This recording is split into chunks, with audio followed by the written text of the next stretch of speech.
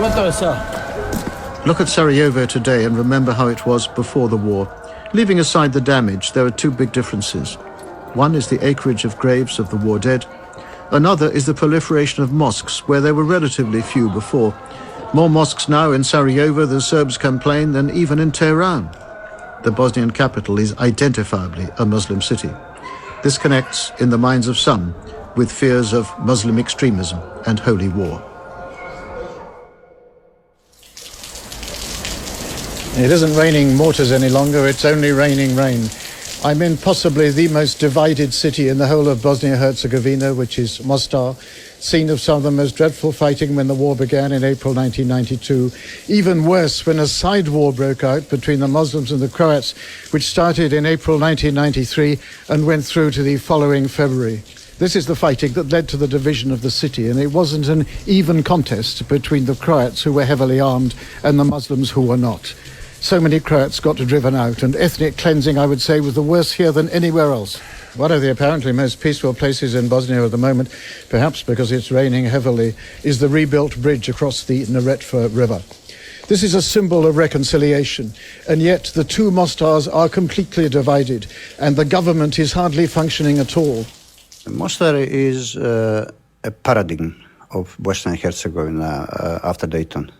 Dr. Božo Ljubić was Minister of Health for Bosnia before the Dayton Agreement and is now leader of the Bosnian Croat political party HDZ 1990, a splinter group of the main Bosnian Croat party.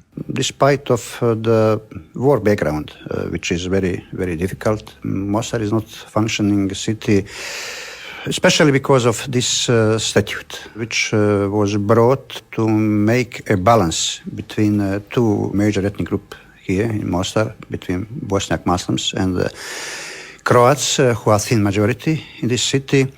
Simply the statute of Mostar is the limit of its functioning. Bosnian Croats, junior partners in the Muslim Croat Federation, feel that in the present setup their views don't count for much.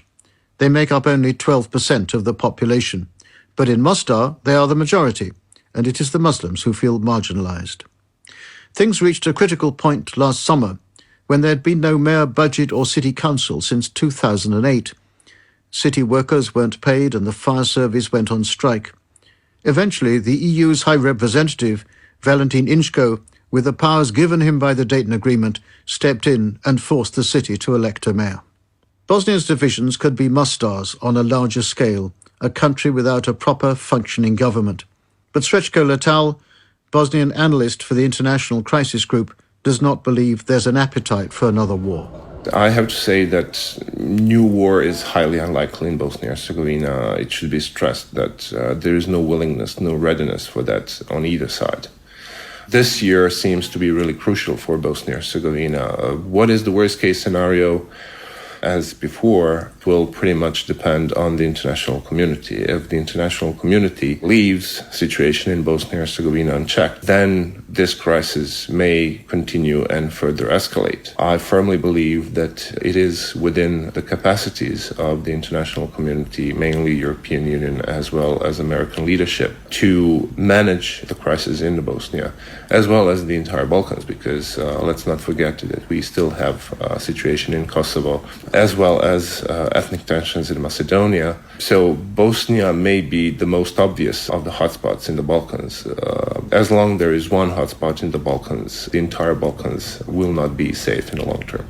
So where does that mysterious entity, the international community, fit into all this? Does it now step back in an act of tough love and leave the Bosnians to sort things out for themselves? Or does it try and force them to accommodate? In his riverside office with the view of the Jewish cemetery, which was once a battlefield, Valentin Inzko, an Austrian diplomat, is now the 7th European Union High Representative, a sort of viceroy or governor-general. But the position is weaker now than when Paddy Ashdown, who had tried to force agreements and concessions, left it in 2006. Each High Representative wants to be the last High Representative since Paddy Ashdown. How close are you to closing down your office? I'm the current one. And the last? Well, there is a sort of exit strategy by the international community. Chris Patton once said in the Deutsche Bundestag, if Bosnia will be a proper state, then we should move out, and we are still working on it. And we should change the quality of our presence, yeah. Suppose all this were dismantled, you just went away. In the same way that if you take a crutch from somebody, he either falls down or in the end he stops limping. Is there not a cultural dependency here, that the whole thing depends on you? And if you left, if you wrapped the whole thing up, it would bring them to their senses and they have to work together. This is exactly the argument of the international community, this dependency syndrome. I used this very example which you used for young people when I said if you would take the plaster away from a broken leg, yeah, and that it should be taken away because if you use it for too long, you get weakness in your muscles. And then a student of medicine, a Bosnian student of medicine, she said, yeah, but High Representative, what if these two bones don't fit together properly? Yeah, if the muscles are not strong enough, then the bone can break once again. But the tendency of the international community is to get out of the country step by step, slowly, and allow Bosnians to throw the crutches away, to walk on their own, and to take ownership of their country. The High Representative is passionate about his work, but his role is itself at risk of being marginalised. Indeed, the International Crisis Group suggests that it's part of the problem. By contrast, the historian Marco Attalahor believes that the international community has been careless and should be doing much more. You needed a very strong international presence, through the Office of the High Representative. You needed troops on the ground which could act as an enforcer if need be. Now, there are very few troops left on the ground. The High Representative on paper has the same powers as before, but he's lost the backing of the international community. The irony is that because, particularly while Paddy Ashton was High Representative, he was making the system work, being quite heavy-handed. And then, of course, the international community felt that, well, it's working, so we can wind things down now. We can sort of try to pull out and let the Bosnians govern themselves. But they didn't realise it was only because of that heavy-handedness and that sort of strong man at the top that the system was working. And once you take away his tools and take him away, and then the whole system will unravel again.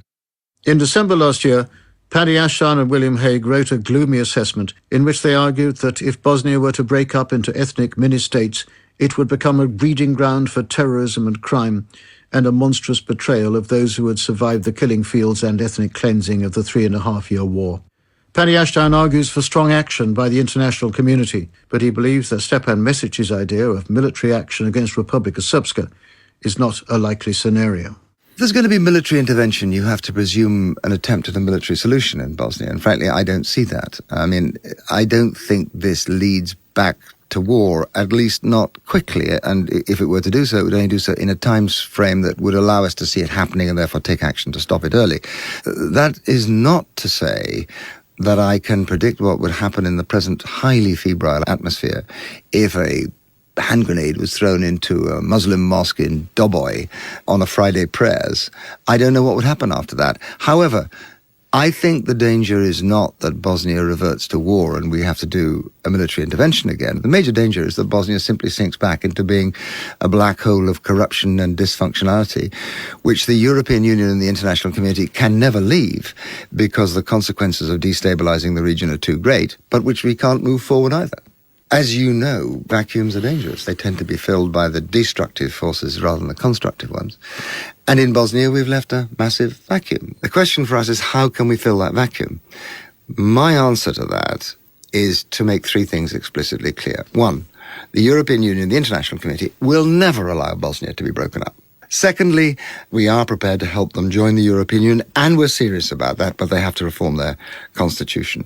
And thirdly, to fill the space where the democratic dialogue before the election will be with our messages, the messages of the importance of Europe to the Bosnian people, so that the less of it is filled by the rhetoric messages.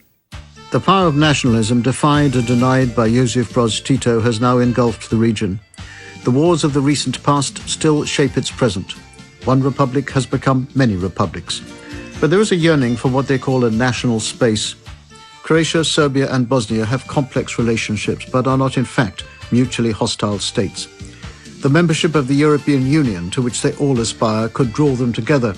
If not, different fates await different republics, with Bosnia, as always, the potential powder keg.